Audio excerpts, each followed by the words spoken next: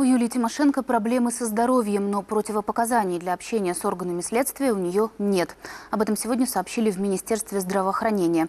Накануне экс-премьера осмотрели медики специально созданной комиссии. Сегодня же партия «Батькивщина» распространила заявление о том, что у Юлии Тимошенко серьезная болезнь позвоночника. Однопартийцы подозревают, на врачей оказывали давление, принуждая сфальсифицировать результаты обследования. В Минздраве эти обвинения отрицают.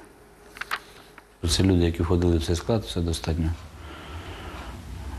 висококваліфіковані, скажімо, незаангажовані і люди, які не пов'язані ні з чимось, тільки з своїм фокусом, своїм ім'ям.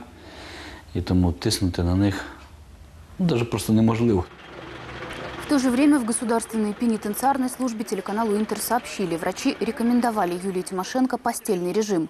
Точный диагноз начальник медуправления службы не назвал, поскольку экс-премьер сама не желает придавать его огласке. Евгений Поляков также заявил, что за здоровьем Юлии Тимошенко следят врачи СИЗО, и она нуждается в дополнительных обследованиях. Нарушена функция ходьбы, есть проблемы с поясницей.